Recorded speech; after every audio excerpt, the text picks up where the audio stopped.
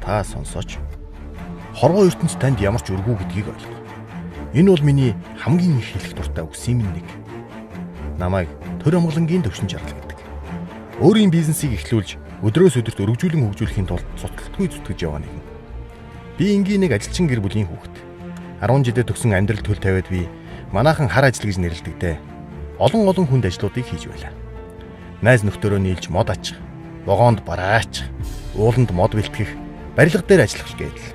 Мөнгө олохын тулд хүнд хүчээр ажил хийсээр сүултээ амьдрал арга цааж өнгөрөөдөг хэдэн өдрийн хэлхээс мэт болсон мэт санагдах үеч байсан. Энэ бүхнээс залхан эцэстээ арх тамхи хэрэглэн тантаарч явдаг боллоо. Тийм ээ. Би бүтлгүүтж үтсэн. Гэхдээ бүтлгүүтэл гэдэг бол ердөө л таны эргэн босох хэрэгтэйг сануулсан сануулга юм. Дараа нь би эдийн засгч мэрэгжил эзэмшиж, татврын улсын байцаагч гэдэг хүндтэй албан тушаалд 6 жил ажилласан. Энэ ажилдаа би олон зүйлийг суралцсан боловч амьдралд гарч байгаа үр дүн нь миний хүсэн хүлээж байсан тэр зүйл биш байлаа. Өөрөөр хэлбэл би үргэлж бусдаас хамааралтай байдаг. Мөнгөөр үргэлж дутагдж байдаг тэтгэврийн хөгшин болохыг хүссэнгүй. Өнөөдөр би бизнес эрхлэн дэлхийн олон гайхамшигтай газруудаа танилцж, фитнесээр хичээлэн өөртөө цаг зав зарцуулж, олон сайхан хүмүүстэй хамт сайн үйлсийн аян хийж, мөнхийн суралцаж, бас бусадтай боломжоо хуваалцаж байна. Олон найз нөхөд минь намайг ажлаасаа гарч бизнес эрхлэхээр шийдэхэд маш их гайхан эсэргүүцэж байж байлаа. Гэвч би өөрийнхоороо хийхийг хүссэн юм. Энэ бүхэн хаанаас эхэлсэн бэ гэж юу? Хэрвээ намайг амьдралаа хоёр бүлэгт хуваа гэвэл нэгдүгээрт миний амьдралд хэн нэгэн өртөө, хэн нэгэн буруутай, надад заавал хэн нэгэн туслах ёстой гэж бодож явсан үе.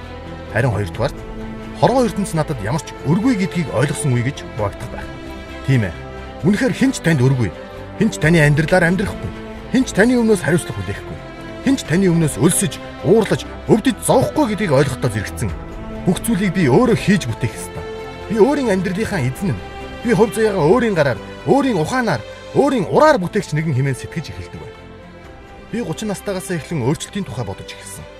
Өнөөдөр бид өвөрмөц, бас хачирлалаар дүрэн нийгэмд амьдарч байна. 20 жилийн өмнө бидний ээж аав, тэр үеийн хүмүүс мөрөөдөж чаддгүй байсан олон зүйлийг өнөөдөр хэн ч худалдаж авах боломжтой болж байна. Гадаад дотоодын тансаг аялал, идэж уух эрүүл хүнс, хувийн сууцнууд, тансаг машинууд, өндөр үнэтэй эмнэлгийн үйлчилгээ, боловсрал гэдэл боломжтой зүйлсийн жагсаалт хизээч дуусахгүй. Энэ бүх элбэг дэлбэг байдлыг үл харгалзан маш олон хүмүүс өмнөхийн адил баг саг зүйлсээр ань зоогож байгаа танд үнэхээр хачиргалтай санагдахгүй байна гэж юу? Бид өөрсдөө ингэж амьдраа зогсохгүй. Үр хөвгтдээ эд материалын ядуурл, харих оюуны ядуурл, зүрх сэтгэлийн хоосрлыг өвлүүлэн үлдээх ёстой гэж юу? Бид бол дэлхийг засаглаж, бодлогыг тодорхойлж явсан агуу үндэстний үр сад гэдгээ мартах хүчиргүй. Таны хэн байсныг хойч үе, үр удамчин дүгнэх болно. Тийм учраас би ирээдүйн сайн сайхны төлөө хизээч үл зогсох болно. Та ч гэсэн битгий зогсоорой. Өнөөдрөөс эхлэн та өөрөө өөрчлөгдөж эхэлнэ. Тэгээ бусдын өөрчлөлтийг араасаа дагуул.